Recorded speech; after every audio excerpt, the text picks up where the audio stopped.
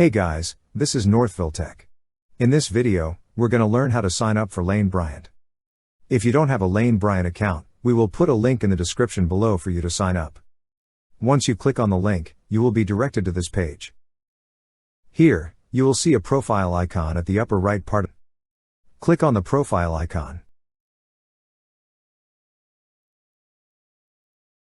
On the pop-up window, you will see an option for sign up. Click on the sign up button.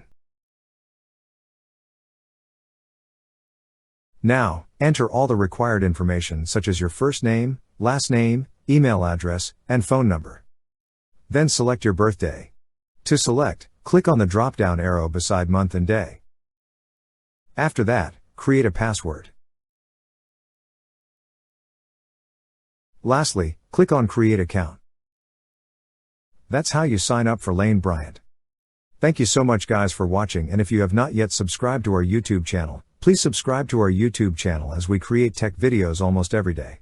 Also, check out our website northvilletech.com for great tech articles, and our recommended resources in the description below for various sign-up bonuses.